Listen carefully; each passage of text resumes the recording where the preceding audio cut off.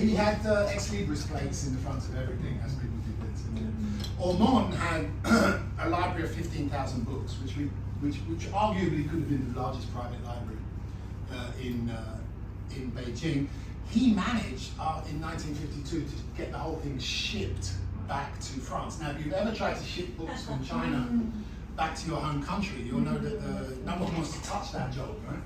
It's really, really difficult, which is why my entire book collection when I left is now the RAS library in Shanghai. Well, why is it very difficult? Customs? Yeah, I mean, bringing books in and taking books out is equally problematic. So, I basically only took what I could carry in a bag over 7 trips, the valuable stuff, and then gave, not the invaluable stuff, but the more easily replaceable outside of China books to the library.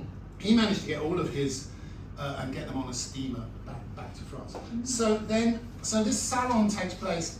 Various other people who came there, well, Mei Longfeng would come out, so some Chinese who liked it. Victor Segalan attended some of the very earliest ones. If you've read Segalan, of course you'll know that he was a great aesthete as well. When the sinologists, people like the French sinologists like Elliot and Granet were in Peking, they were always there. Someone else that many of you will know.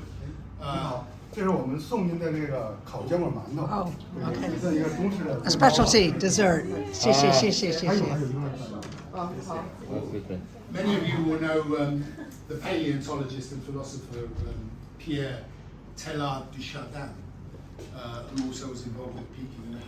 Funnily enough, when I moved back to the UK and bought a cottage down on the coast, there was a big old house next to it, and that had been a Catholic retreat where Chardin died. Actually.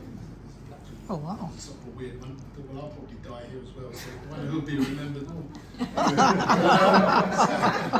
I'm still in the game and fighting myself. He's long gone.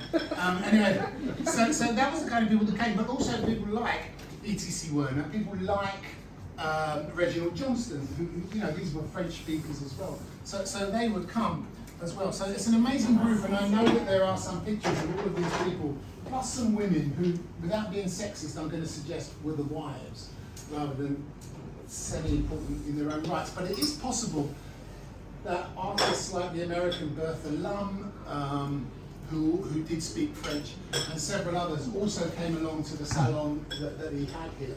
So when you're wandering around there, you can sort of imagine that all of these people kind of once used to come up here at the weekends and spend time discussing China, discussing philosophy, discussing the situation in Europe in French. It was very much the French. No, after he moved up here, the salon kind of was a place where he would invite everyone up to gather, plus people like Johnston and others who were living up here at the weekends as well. So that's that really. I'm not going to go into a great deal about his time. The reason this place has been restored is that it is now also a site of red tourism. So, because interestingly, of course, he was so long-lived. I mean, he was in China 41 years from 1913. And during the Second World War, Bussiere became involved in, obviously he was able to get drugs through the French hospital. Now, of course, the French hospital was able to keep operating because the French in China, the French administration, certainly in Shanghai, in the embassy here, and also in Shanghai, the concession was controlled by Vichy. So it was part of, the French here were part of the Axis powers, and so they were not interned, they were able to move around. So that's sort of, if you wonder, all the colonies and embassies had to make a decision at a certain point, and most of them, it has to be said, went for Vichy. So he was able to still get drugs, pharmaceuticals through there, and he would get them, bring them back to here, and then cycle incredible distances. I mean, Melinda has sort of worked out how far it was to cycle. Cycled incredible distances and drove his car at first, but then petrol became rationed, so he couldn't, and he cycled to deliver these to the 8th Route Army, the Free China forces that were around here. So that has become, and his involvement with various people who later on became big cheeses in the Communist Party and so on, has all been very popular. There is a story that someone was telling us, which I'm not sure I'm going to get this quite right. that there was some argument that he turned Mao away from his hospital. He ran his own private hospital for a time, a French hospital, and he turned Mao away. And it was literally because Mao was a librarian at the time. It was because there were no free beds, so Mao went to another hospital to get some treatment. But of course, later on, he was like, "Oh, that the Bussiere hospital didn't let me in," so that was a bit tricky. When Mao got more famous. So there's a lot more about that up at Bussiere Garden, about his role in the Second World War. At the end of the Second World War, he stays on, he carries on, he goes back to just doing what he's doing, and he meets a woman called Bussiere, who's from a quite important family, and they get together. She's considerably younger than him. I forget how many, 37 years or something like that. And they get together, and then the question then is, he wants to get out of France, he wants to get out of China, he has to get out of China. In 1952, everybody had to go. E.T.C. Werner had to leave. Even people that really wanted to stay on, they all had to go. Werner went back to England into an old people's home and died a few years later. Bussiere fights long and hard to get his wife, Bussiere, an exit permit to come to France with him, but they don't want to do that. And remembering his time in the war and what he did, he appeals personally to Zhou Enlai, who eventually agrees to this. And so they eventually get on a boat with some of their belongings and go back. As I say, at some point when he's 82 years old, he manages to father Jean-Louis, which is, as I say, probably the most impressive achievement of his life. That seems to me worth a museum on its own. And I don't know how common that is. I've never heard of anyone else being that old and fathering a child. Charlie Chaplin, no? Did he get to 82? 82! 80-ish. Okay. So he does that. And then he goes back to France, where he really has no money or anything.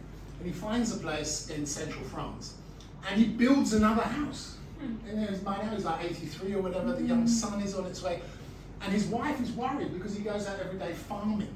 They haven't got much money, it's after the war in France, it's tough. And so he's trying to grow vegetables and things like that. And eventually he dies at 87. And he outlives most people. André de Ormond outlives him slightly, and they're contemporaneous in age.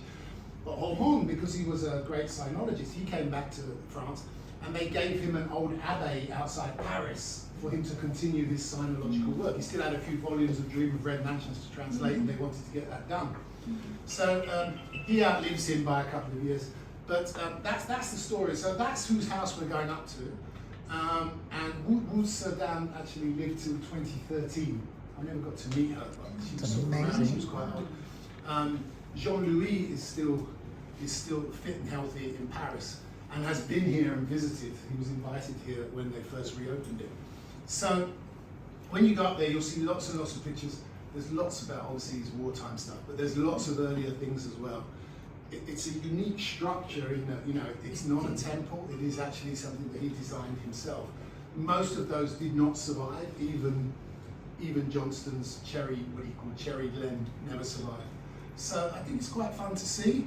I have nothing to say really about I did look it up at the time, but of course, as you'll know, the trees and the foliage and everything change distinctly when you get here. It becomes almost alpine when you get up around there. But I think wandering around, we're going to see a lot of interesting things. It's amazing that it's been preserved. So every time I come here, Melinda says, "What do you want to do?" And I try and think of something that will be really tough for her to organise. And she never fails. 2 weeks later, you get a big saying, I've got a coach. We've found a restaurant that does drunken chicken. It's going to be great. Everyone is coming. So I don't know what to do next. It's going to have to be a trip by helicopters. Okay.